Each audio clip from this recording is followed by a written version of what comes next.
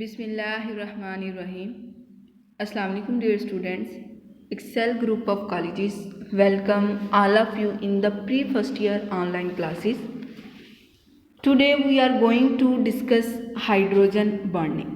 Hydrogen bonding जो है ये इंटरमॉलिक्यूलर फोर्सेस की ही एक टाइप है। सबसे पहले इसकी डेफिनेशन को डिस्कस करते हैं। The electrostatic force of attraction between the highly electronegative atom and the partial positively charged hydrogen atom is called hydrogen bonding। यानी कि सबसे पहला पॉइंट ये एक फोर्स ऑफ अट्रैक्शन है।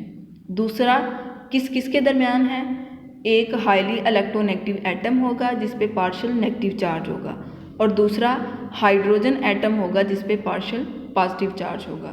इसे हम कहेंगे hydrogen bonding. It is represented by dotted line. जैसे कि पहले पिछले जो लेक्चर था उसमें हमने बात की थी कि जितने भी इंटरमॉलिक्यूलर फोर्सेस हैं उन्हें हम डॉटेड लाइन से ही शो करते हैं।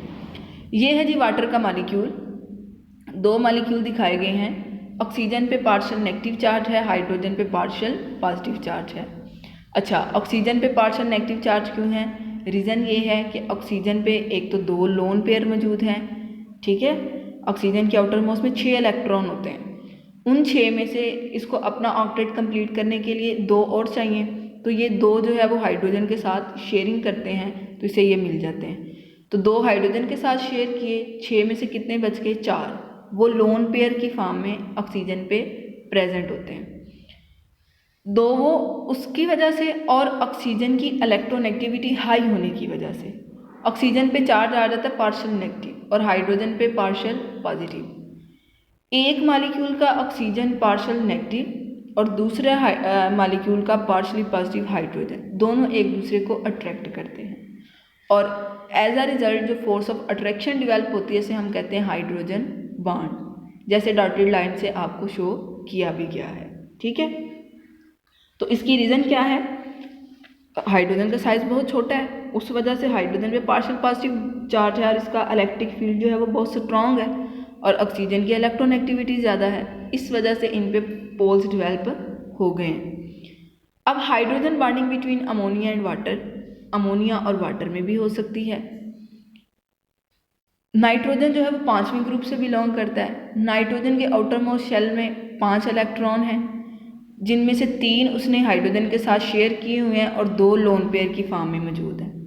इसके बाद नाइट्रोजन की इलेक्ट्रोनेगेटिविटी भी ज़्यादा है, इसलिए नाइट्रोजन पे चार्ज है पार्शियल नेगेटिव। जिसकी इलेक्ट्रोनेगेटिविटी ज़्यादा होगी उस पर हमेशा चार्ज आएगा नेगेटिव और हाइड्रोजन पे चार्जेस हैं पॉजिटिव। इसी तरह वाटर पे में जो ऑक्सीजन है उसकी नेगेटिविटी ज़्यादा है, इलेक्ट्रोनेगेटिविटी ज़्यादा होने की वजह से उस पर पार्शियल नेगेटिव चार्ज है और हाइड्रोजन पे पार्शियल पॉजिटिव। तो अमोनिया का नाइट्रोजन जिस पे नेगेटिव चार्ज है वो हाइड्रोजन को क्या कर रहा है? अट्रैक्ट कर रहा है। तो एज अ रिजल्ट जो फोर्स ऑफ अट्रैक्शन होगी उसे हम कहेंगे हाइड्रोजन बॉन्डिंग। तो ये हो गई hydrogen bonding between ammonia and water. Next है hydrogen bonding in HF, hydrogen fluoride.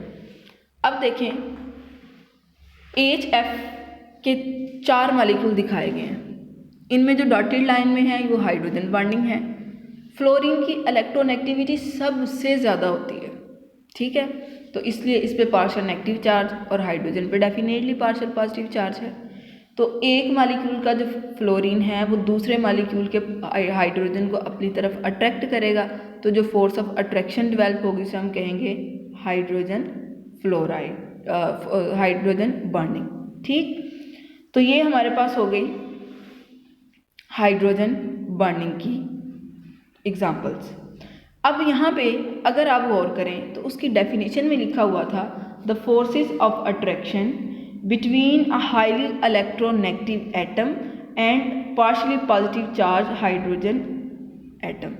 तो हर तीनों एग्जाम्पल में आपने हाइड्रोजन देखा है जिसपे पार्शियल पॉजिटिव चार्ज है और तीनों में आपने ऐसे एटम देखे हैं जिनकी इलेक्ट्रोनेगेटिविटी ज़्यादा है और नेगेटिव चार्ज है। तो आपको डेफिनेशन की समझ आ गई होगी कि किस किस के दरमियान फोर्सेस ऑफ अट्रैक्शन की वो बात कर रहे हैं। तो ये था हाइड्रोजन बॉन्डिंग क्या होती है, उसकी डेफिनेशन देखी है और कुछ एग्जांपल्स देखी हैं। नेक्स्ट हमने बात करनी है एप्लीकेशंस ऑफ हाइड्रोजन बॉन्डिंग की। तो सबसे पहले हम देख लेते हैं solubility of hydrogen bonded molecules. Ethyl alcohol can dissolve in water because of hydrogen bonding. Ethyl alcohol एक ऑर्गेनिक कंपाउंड है, वाटर एक इनऑर्गेनिक कंपाउंड है, लेकिन फिर भी ये दोनों आपस में डिजॉल्व हो जाते हैं। ऐसा क्यों है? ऐसा इसलिए है कि दोनों में हाइड्रोजन बॉन्डिंग पैदा हो जाती है, इस वजह से दोनों एक दूसरे के अंदर डिजॉल्व हो जाते हैं।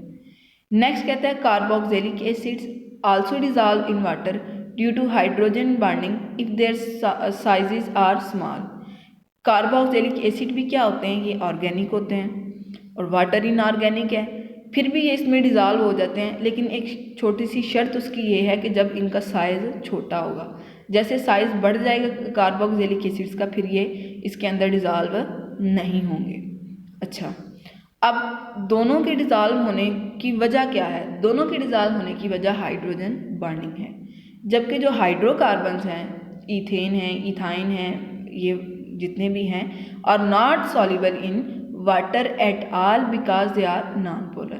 हाइड्रोकार्बन जो हैं वो पानी के अंदर डिज़ॉल्व नहीं होते। वजह क्या है? क्योंकि ये नॉन पोलर होते हैं।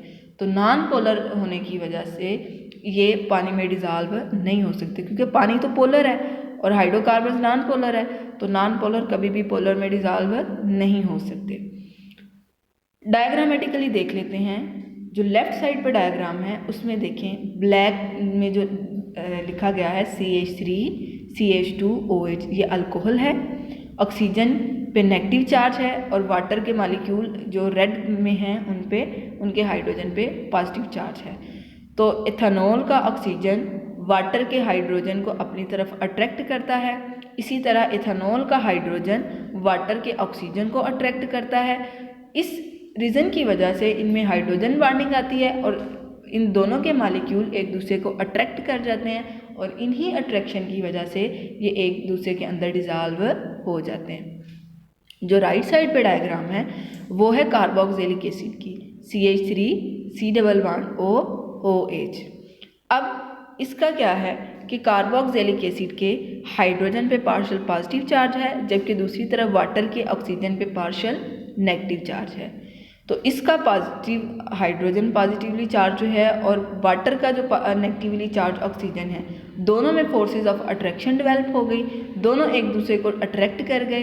दोनों की अट्रैक्शन की वजह से ये इसके अंदर क्या हो गए हैं? डिज़ॉल्व हो गए हैं। तो अब हमने डायग्रामेटिकली भी देख लिया कि ये क्यों पानी के अंदर डिज़ॉल्व हैं। नेक्स्ट है cleansing action of soap and detergents. Soap and detergents का क्लींजिंग एक्शन डेफिनेटली वो भी हाइड्रोजन बॉन्डिंग की ही वजह से होगा। Soap and detergents perform cleansing action because the polar part of their molecules are water soluble due to hydrogen bonding and the non polar parts remain outside water. Soap and detergents के दो हिस्से हैं, polar और non polar. ठीक है, जो polar है वो वाटर मॉलिक्यूल्स को अट्रैक्ट करता है और जो नॉन पोलर है वो पानी से बाहर रहता है। ठीक, इसे हम डायग्रामेटिकली देख लेते हैं कि एक वीडियो के थ्रू हम देखेंगे कि ये कैसे जो है हाइड्रोजन बॉन्डिंग की वजह से और किस तरह सोप और डिटर्जेंट अपना एक्शन परफॉर्म करते हैं।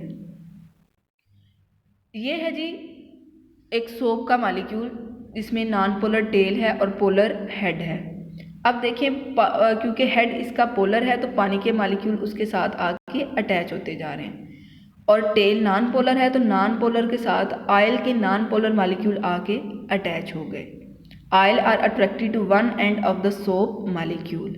ठीक है, अब हमने करना क्या है? अब हमने देखना है, हमें समझ तो आ गई कि सोप के दो पार्ट हैं, पोलर और नॉन पोलर। अब हमने देखना ये है कि किस तरह ये दाग जो हैं इनको ये ख़त्म करते हैं। फॉर एग्जांपल ये ऑयली डिट्स पार्ट है, ऑयल का लगा हुआ है और इसको हम रिमूव करना चाहते हैं। हम सोप वाले पानी में इसे डिज़ोल्व करेंगे। अब जब इसे डिज़ोल्व करेंगे और इसकी बार बार जो है हम स्टीरिंग करेंगे तो क्या होगा? क्योंकि ऑयली पार्टिकल नॉन पोलर है तो ये सोप के मॉलिक्यूल्स के जो नॉन पोलर टेल है वो इसकी तरफ अट्रैक्ट होती जाएगी, जैसा कि आपको वीडियो में नज़र भी आ रहा है। ये क्या कर रहे हैं? नॉन पोलर टेल इस ऑयली डेड पार्टिकल के साथ अटैच होते जा रहे हैं, उसकी तरफ अट्रैक्ट कर रहे हैं। जबकि जो पोलर पार्ट है उसका, जो उसके हेड हैं वो पानी के वो बाहर ही हैं, वो कपड़े से बाहर है। वो कहाँ से बाहर है?